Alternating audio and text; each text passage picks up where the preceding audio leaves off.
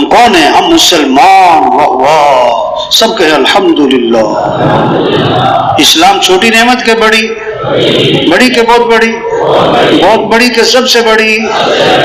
ہاں توبہ توبہ، جو اسلام کی نعمت سے معروم ہیں استغفر اللہ. کتے کھاتے ہیں کتے، توبہ توبہ. چوہے کھا جاتے ہیں استغفر اللہ. چھپکلیاں، سانپ، ہائے ہائے ہائے ہائے. کتنی بڑی نعمت اللہ نے ہمیں کیا دیا؟ اسلام دیا. ہمیں کیا بنایا؟ مسلمان. ایک بزرگ تھے نا ہندوستان، دیکھا کہ ایک گائے پیشاب کر رہی تھی. ایک ہندو بھاگا گیا اور ہاتھ میں پیشاب لیا اور پینا شروع کر دیا. وہ وہیں سجدے میں گر گئے. یا اللہ تیرا شکر، تو نے مجھے مسلمان بنایا. خدا نہ خواستہ اگر میں بھی کسی ہندو کے گھر پیدا ہوتا تو میں بھی یہی کر رہا ہوتا. ہاں ہم مسلمان ہیں. ہاں ڈاکٹر صاحب بعد میں، پروفیسر صاحب بعد میں، وکیل صاحب بعد میں، جج صاحب بعد میں، وزیر صاحب بعد میں، ایم پی اے صاحب، ایم این اے صاحب. نہ یہ بعد کی باتیں ہیں. ہاں ہم مسلمان، اور مسلمان ہونا بڑی بات کہ وزیر اعظم ہونا بڑی بات. کہ وزیر اعظم ہو جائے تو ہو وہ کتنا خوش ہوتا ہے سارا خاندان. ہاں نہیں، مسلمان ہونا بڑی بات ہے بھائی. ہم مسلمان ہیں، اس کا مطلب ہمارا کام، ہماری اسلام کو چمکانا. دیکھو دکاندار محنت کرتا ہے دکان چمک جائے، زمیندار محنت کرتا ہے زمیندار چمک جائے، کارخانے دار محنت کرتا ہے کارخانہ چمک جائے. ہم مسلمان ہیں، ہم پہلے محنت یہ کریں گے کہ کیا چمک جائے؟ کیا چمک جائے؟ مسلمان پہلے کہ دکاندار پہلے؟ بولو بھائی، مسلمان پہلے کہ وزیر پہلے؟ اسلام کو چمکانا یہ ہے ہمارا کام. اسلام چمکے گا تو مسلمان بھی چمکے گا. اسلام کو عزت ملے گی تو مسلمانوں کو بھی عزت ملے گی.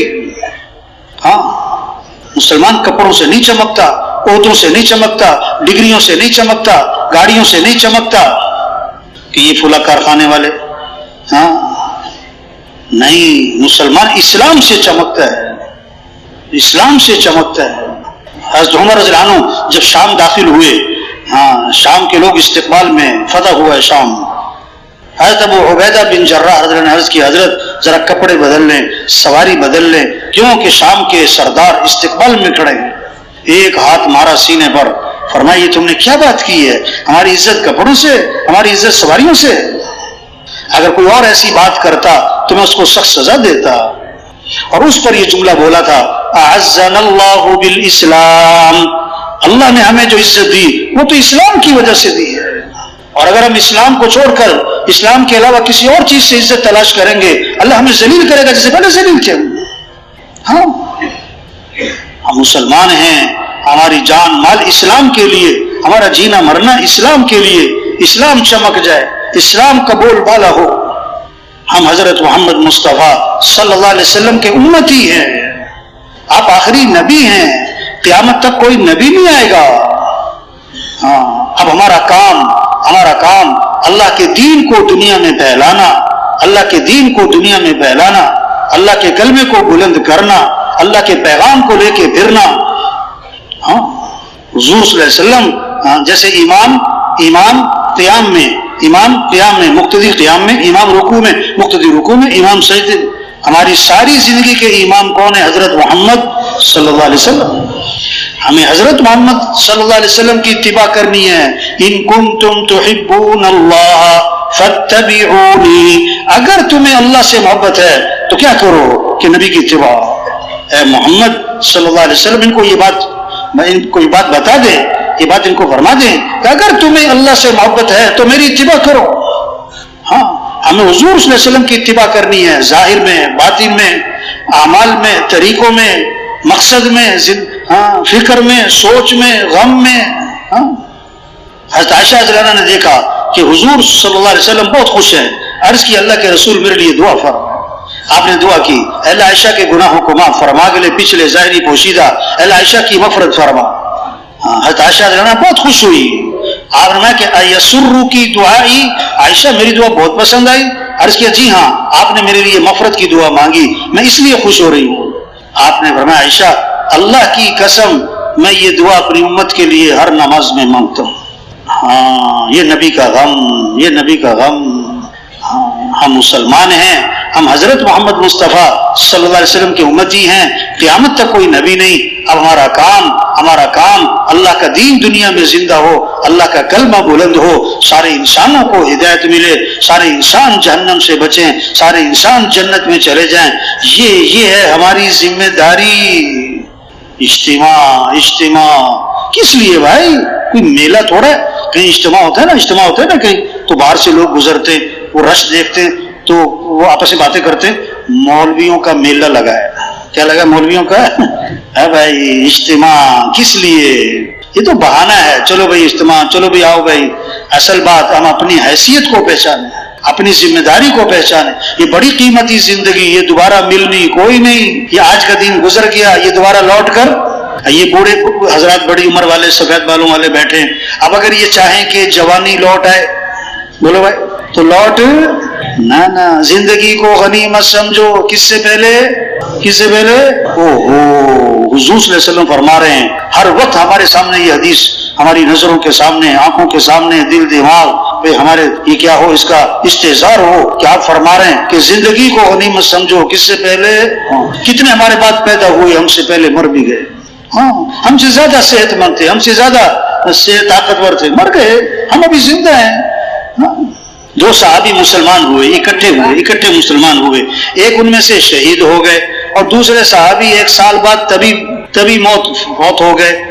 تو کسی نے دونوں کو خواب میں دیکھا، تو وہ جو 1 سال بعد فوت ہوئے تھے وہ جنت میں پہلے داخل ہو گئے، تو آپ کے پاس حاضر ہوئے اور اس خواب کی تعبیر پوچھی کہ حضور وہ تو شہید ہوئے تھے اور یہ تو 1 سال بعد فوت ہوئے ہیں، جنت میں یہ پہلے چلے گئے۔ آپ نے کیا فرمایا؟ ان کو 1 سال کی نمازیں، 1 سال کے روزے اور 1 سال کے اعمال کا موقع زیادہ نہیں مل گیا؟ زندگی کو غنیمت سمجھو بھائی۔ آپ فرما رہے ہیں مجھے، آپ کو جوانی کو غنیمت سمجھو۔ کس سے پہلے؟ بڑھاپے۔ ابھی جوانی ہے، ہمت ہے اور دین کا کام کر سکتے ہیں، پھر ایک وقت آئے گا کرنا چاہیں گے اور کر نہیں سکیں گے۔ ابھی کر سکتے ہیں اور کر نہیں رہے، پھر ایک وقت آئے گا کرنا چاہیں گے اور کر نہیں سکیں گے۔ تیسری بات فرمائی، صحت کو غنیمت سمجھو۔ کس سے پہلے؟ یا اللہ، کتنی بڑی نعمت ہے، ہاتھ ٹھیک ہیں، پاؤں ٹھیک ہیں، آنکھیں ٹھیک ہیں، دل صحیح ہے، جگر، رگیں، ہڈیاں، جوڑ، کتنے لوگ ہیں 2-2 سال سے ہسپتال پڑے ہوئے، 3-3 سال سے بستر پہ پڑے ہوئے، 4-4 سال سے ہاتھ نہیں ہلا سکتے، پاؤں نہیں ہلا سکتے، سانس بھی مشینوں پہ چل رہا ہے۔ صحت کی قدر۔ ایک ساتھی کہنے لگے، ایک جگہ گئے گشت کرنے، تو جو ساتھی ادھر سے نکلا نا، اس نے کہا بھی آپ ذرا میرے گھر میں اندر تشریف لے آئیں۔ اندر چلے گئے تو بیڈ پہ نا ایک نوجوان بیڈ پہ پڑا ہوا ہے، اس کے دونوں ہاتھ بھی نہیں ہیں بازوؤں سے، اور دونوں ٹانگیں بھی نہیں ہیں، اور گونگا بھی ہے، بہرا بھی ہے، نابینا بھی ہے۔ یا اللہ، انہوں نے کہا یہ میرا بیٹا ہے اور یہ 22 سال کا ہے۔ مخصوص طریقے سے ہلتا ہے تو پتہ لگتا ہے بھوک لگی ہے، کچھ کھلا دیتے ہیں، مخصوص طریقے سے ہلتا ہے تو پتہ لگتا ہے اس کو پیشاب وغیرہ کی حاجت ہے، اس کو حاجت کروا دیتے ہیں، اور یہ اس کی زندگی ہے اور یہ ہماری ڈیوٹی ہے، اور یہ کب تک رہے گی اللہ جانے کب تک رہے۔ ہاتھ نعمت ہیں، صحت کو غنیمت سمجھیں۔ اللہ کے نبی فرما رہے ہیں، کس سے پہلے؟ بیماری سے۔ فراغت کو غنیمت سمجھیں۔ کس سے پہلے؟ مشغولیات۔ ایک ہوتا ہے بناوٹی مشغولیت، میں بڑا مصروف ہوں، توبہ، جسے دیکھو کیا کہتا ہے میں بڑا۔ ایک جماعت کیا نام ہے گئی نا سروزے پہ، تو اس میں تھے ایک بریگیڈیئر صاحب، وہ پہلا سروزہ تھا بریگیڈیئر صاحب کا۔ وہ جو رہبر تھا نا، وہ بھی اتنا سیدھا آدمی کہ وہ بریگیڈیئر صاحب کو پہلا گشت اور لے گیا پتہ کدھر؟ موچی کے پاس، موچی۔ اب وہ موچی بیٹھا ہوا تھا، اس نے دیکھا کہ یہ مسجد سے نکل کر آ رہے ہیں میری طرف، ٹوپیاں پہنی ہوئی ہیں انہوں نے، اب یہ کوئی میرے سے بات کریں گے تبلیغ کی۔ وہ فارغ بیٹھا ہوا تھا، لیکن جب اس نے دیکھا نا میری طرف آ رہے ہیں، تو اس نے ہتھوڑی اٹھائی اور کوئی چیز اٹھائی اور ٹک ٹک ٹک شروع کر دی، گویا کہ میں بڑا مصروف ہوں۔ اب جب یہ گئے، بریگیڈیئر صاحب نے کہا السلام علیکم، اس نے کہا میں تمہیں فارغ نظر آتا ہوں، تم تو فارغ لوگ ہو، تمہیں تو کام بھی کوئی نہیں، چلو بھاگو یہاں سے۔ میں تمہیں کیا نظر آتا ہوں؟ فارغ نظر آتا۔ ایک ہے بناوٹی مصروفیت، ایک ہے واقعی مصروفیت۔ تو فراغت کو غنیمت سمجھو۔ کس سے پہلے؟ مشغولیت۔ اور 5ویں بات فرمائی، خوشحالی کو غنیمت سمجھو، بدحالی سے پہلے۔ خوشحالی، آسانیاں ہیں، سہولتیں ہیں، اس کو غنیمت سمجھو۔ میاں بیوی کھانا کھانے بیٹھے نا، کتابوں میں قصہ لکھا ہے، تو اس کا خامن ذرا بڑا غصے والا، دروازے پہ دستک ہوئی، بھوکا ہوں، فقیر ہوں، مجھے کھانا کھلاؤ. اسے آیا غصہ، گیا اس کو کہا دفع ہو جائے یہاں. وہ برا بھلا کہا اور اس کو جناب ڈانٹ ڈپٹ کے بھگا دیا وہاں سے. اللہ کی شان کاروبار تباہ ہو گیا. میاں بیوی میں ناچاکی اور طلاق ہو گئی. اب بیوی نے کہیں اور شادی کر لی، اپنے دوسرے خاوند کے ساتھ ایک دن بیٹھی کھانا کھا رہی، دروازے پہ دستک کوئی، بھوکا ہوں، مجھے کھانا کھلا. اس نے کہا ہم بعد میں کھائیں گے، یہ روٹی پہلے فقیر کو دے آؤ. اور روٹی لے کے دروازے پہ پہنچی، فقیر کے ہاتھ میں روٹی پکڑائی، اس کے چہرے پہ جو نظر پڑی تو چیخ نکل گئی، روتی بھی واپس آئی. انہوں نے کہا کیا ہوا؟ انہوں نے کہا میرا پہلا خاوند تھا، ہم کھانا کھانے بیٹھے تھے، ایک فقیر دروازے پر آیا تھا، میرے خاوند نے اس کو دھکے دے کے نکال دیا تھا. آج یہ فقیر جو دروازے پر آیا ہے یہ میرا پہلا خاوند ہے. اس نے کہا بتاؤں میں کون ہوں؟ میں وہی فقیر ہوں جس کو دھکا دے کے نکالا تھا. خوشحالی کو غنیمت سمجھو. کس سے پہلے؟ تبلیغ کے مقصد زندگی کیا ہے بھائی؟ چلہ مبارک، ہاں 4 ماہ مبارک، سروزہ مبارک، یہاں میرا سروزہ لگا تھا، اجتماع میں آنا مبارک سراخوں پر. لیکن بھائی تبلیغ میں کیا ہے کہ بھائی مقصد زندگی 3 چیزیں ہیں سمجھنے کی، 3 چیزیں ہیں سمجھانے کی. مقصد زندگی، ضروریات زندگی اور خواہشات زندگی. کیا کہا؟ سن رہے کہ سو رہے بھائی؟ سن رہے نا؟ کیا 3 چیزیں؟ کیا؟ مقصد زندگی اور ضروریات زندگی اور خواہشات زندگی. ہاں ضروریات زندگی کہتے ہیں جس میں آدمی بقدر ضرورت لگے اور بوقت ضرورت لگے. ضروریات زندگی کہتے ہیں جس میں آدمی بقدر ضرورت لگے اور بوقت ضرورت لگے. وہ 5 ہیں، کھانا ہے، لباس ہے، مکان ہے، شادی ہے، سواری ہے. یہ ضروریات زندگی ہیں، یہ مقصد زندگی نہیں ہے. ہاں جیسے سالن میں نمک نہ ہو تو ذائقہ نہیں بنتا، نمک زیادہ ہو جائے تو کڑوا بھی ہو جاتا ہے. اب یہ نہیں کہہ رہے نمک نہ ڈالو، یہ کہہ رہے بھی نمک تھوڑا سا ڈال دیں بھائی. یہ نہیں کہہ رہے ضروریات زندگی میں مت لگو، لیکن ضروریات زندگی میں بقدر ضرورت لگنا، بوقت ضرورت لگنا. توبہ توبہ، آج زور لگ گیا کھانوں پر، زور لگ گیا کھانوں پر. سب سے زیادہ وقت مستورات کا کہاں لگ رہا ہے؟ باورچی خانے میں. گھروں میں سب سے زیادہ مشورہ کس چیز کا ہو رہا ہے؟ کھانے کا. آج کیا پکے گا؟ مرد گھر آتے ہیں سب سے پہلا سوال کرتے ہیں آج کیا پکا ہے، کیا پکا ہے. عائشہ رضی اللہ عنہا فرماتی ہیں ایک چاند اور دوسرا چاند اور تیسرا چاند بھی چڑھ جاتا تھا، ہمارے گھروں میں آگ نہیں جلتی، یعنی چولہا نہیں جلتا. گزارا کیسے ہوتا تھا؟ فرمایا کھجور اور پانی، کھجور اور پانی 2 مہینے. یا اللہ، زور لگ گیا کھانوں پر. اتنا کھاتے کہ اس کھانے کو ہضم کرنے کے لیے بھی کچھ کھانا ہی پڑتا ہے آج کل. تو حضرت جابر رضی اللہ عنہ ہاں بازار سے 1 درہم کا گوشت خریدا. غور سے سنیں بھائی، بات کو سمجھیں میرے بھائی. ہاں حضرت جابر رضی اللہ عنہ بازار گئے، 1 درہم کا گوشت خریدا، واپس آ رہے ہیں، سامنے حضرت عمر رضی اللہ عنہ آ گئے. حضرت عمر رضی اللہ عنہ کا زمانہ ہے. تو حضرت عمر رضی اللہ عنہ نے فرمایا کہ یہ کیا ہے تمہارے ہاتھ میں، کیا لائے ہو؟ کہ 1 درہم کا گوشت ہے، 1 درہم کا گوشت خریدا ہے. کیوں؟ کہ گھر والوں کا گوشت کھانے کو دل چاہ رہا تھا. گھر والوں کا گوشت کھانے کو دل چاہ رہا تھا. حضرت عمر رضی اللہ عنہ نے فرمایا اچھا گھر والوں کا گوشت کھانے کو دل چاہ رہا تھا. حضرت جابر رضی اللہ عنہ حضرت عمر رضی اللہ عنہ کا منہ دیکھ رہے، پھر فرمایا اچھا گھر والوں کا گوشت کھانے کو دل چاہ رہا تھا. پھر فرمایا گھر والوں کا گوشت کھانے کو دل چاہ رہا تھا. آگے حضرت جابر رضی اللہ عنہ فرماتے ہیں کہ حضرت عمر رضی اللہ عنہ نے یہ بات اتنی دفعہ دہرائی کہ میں دل میں کہہ رہا تھا کاش میرا درہم کہیں گم ہو جاتا یا حضرت عمر سے میرا آمنا سامنا نہ ہوتا. بیٹے کے گھر گئے، حضرت عمر رضی اللہ عنہ بیٹے کے گھر گئے تو بیٹے نے گوشت پکایا ہوا. پوچھا کہ یہ گوشت کیوں پکایا؟ جواب دیا گوشت کھانے کو دل چاہ رہا تھا. حضرت عمر رضی اللہ عنہ نے فرمایا کفا بالمرء سرفا ان یاکل کل ما اشتهت نفسه. آدمی کے فضول خرچ ہونے کے لیے یہ کافی ہے کہ جو جی چاہے کھانا شروع کر دے. ہاں زور لگ گیا کھانوں پر، توبہ. دوسرا زور لگ گیا کپڑوں پر. حضرت عمر رضی اللہ عنہ امیر المومنین ہیں اور خطبہ دے رہے ہیں اور ممبر پر تشریف فرما ہیں اور صحابی فرماتے میں حضرت عمر رضی اللہ عنہ کے کپڑوں کے پیبند گن رہا تھا تو میں نے دیکھا کہ حضرت عمر رضی اللہ عنہ کے 12 پیبند لگے ہوئے تھے. ایک روایت میں 13 پیون لگے ہوئے تھے اور بعض پیون چمڑے کے تھے. کون؟ امیر المومنین. آپ نے فرمایا میرے بعد کوئی نبی ہوتا تو عمر ہوتا کہ عمر جس راستے پر جائے وہ شیطان وہ راستہ چھوڑ جائے. ہاں خط لکھ رہے ہیں حضرت عمر رضی اللہ عنہ. کس کے نام؟ دریا کے نام. دریا کے نام آواز دے رہے ہیں. ہاں ہوا ان کی آواز کو لشکر تک پہنچا رہی ہے. کیوں؟ یہ کون تھے؟ کس سے بنائی؟ اللہ سے. کس کو ساتھ لیا؟ اللہ کو. ہاں زور لگ گیا کپڑوں پر. مستورات کو پہلی پریشانی یہ ہوتی ہے کہ الماری میں جگہ نہیں، الماری میں جگہ نہیں. اور دوسری پریشانی یہ ہوتی ہے کہ پہننے کو کپڑے بھی نہیں ہیں. تو الماری کس سے بھری ہوئی ہے؟ ہوا سے. نہیں، ڈیزائن کیا ہو گئے؟ پرانے. توبہ توبہ توبہ. ڈیزائن کیا ہو گئے؟ پرانے. یہ غلط جگہ زور لگ رہا ہے بھائیو، کپڑوں پر. تیسرا زور لگ گیا کس پر؟ تعمیرات پر. تعمیرات پر. آپ نے فرمایا قیامت کی نشانی ہے یتطاولون فی البنیان، کہ اونچی اونچی عمارتیں، یہ بڑے بڑے پلازے. وہ اللہ کے نبی ہمارے قیامت کی نشانی ہے. ایک صحابی ذرا اونچا مکان بنایا، اونچا مکان بنایا، اوپر ایک قبہ سا بنایا.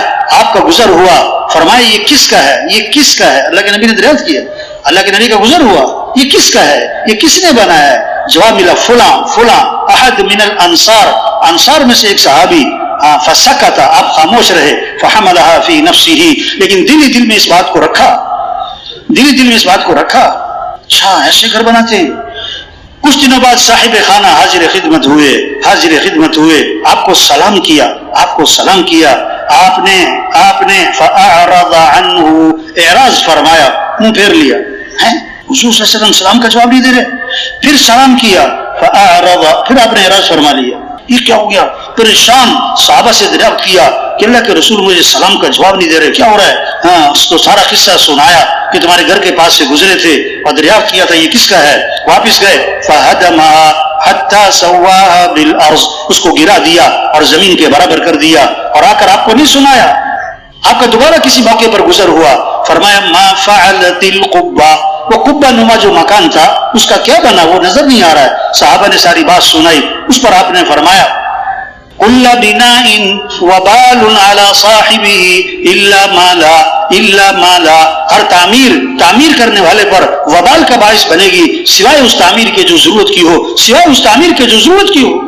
اور ایک روایت میں آتا ہے اذا لم يبارك في مال العبد يجعله في الماء والطين، جو کسی کے مال میں برکت نہیں رہا کرتی تو وہ تعمیرات پر، مٹی اور گارے پر لگا کرتا ہے جب برکت نہیں رہا کرتی. زور لگ گیا، اونچی اونچی عمارتیں بناتے ہیں اور اس پر لکھ دیتے ہیں ھذا من فضل ربی. چوتھا زور لگ گیا شادیوں پر. چوتھا زور لگ گیا شادیوں پر. آپ نے فرمایا برکت والی شادی وہ ہے اور برکت والا نکاح وہ ہے جس میں کم سے کم خرچ ہو. آج تو 2 سال تیاری ہو رہی، 3 سال تیاری ہو رہی. بھئی تمہاری شادی کی بات تو طے ہو گئی، ابھی تک شادی کیوں نہیں ہوئی؟ کہتا ابھی تیاری ہو رہی ہے، ابھی تیاری ہو رہی ہے. کیا ایک فہرست بنتی ہے شادی کے موقع پر، یہ بھی کرنا ہے، یہ بھی کرنا ہے، یوں بھی کرنا ہے، یوں بھی کرنا ہے. اگر ان سے پوچھو بھائی یہ سب کچھ کیوں کرنا ہے بھائی، تو جواب پتہ کیا ہے؟ یہ سب کچھ کرنا پڑتا ہے، یہ سب کچھ کرنا پڑتا ہے. اب ان سے پوچھو بھائی یہ سب کچھ کیوں کرنا پڑتا ہے، یہ سب کچھ کیوں کرنا پڑتا ہے، تو بہت خوبصورت جواب ہے اس کا. وہ کیا ہے؟ آپ کو پتہ نہیں ہے، کرنا پڑتا ہے. نہ کچھ سر نہ پاؤں، آپ کو پتہ نہیں ہے، کرنا پڑتا ہے.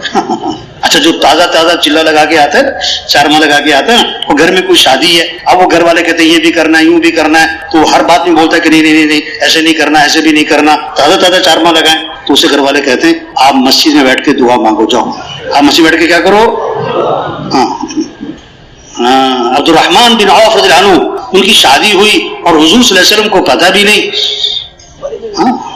آپ نے عبد الرحمن یہ تمہارے کپڑوں پر خوشبو کیسی لگی ہے، یہ کپڑوں پر خوشبو کیسی لگی؟ اس موقع پر ایک خوشبو لگا کرتی تھی شادی کے موقع پر. تو جواب دیا حضور میں نے شادی کی ہے، میں نے شادی کی. تزوجت. اچھا آپ نے کہ ولیمہ کر لینا، ہاں چاہے بکری کیوں نہ ہو. یعنی شکوہ نہیں تھا کہ شادی کی ہے تو مجھے تو پتہ بھی نہیں، نکاح تو میرے سے پڑھوانا چاہیے تھا. تو نہیں، شادی ہو گئی.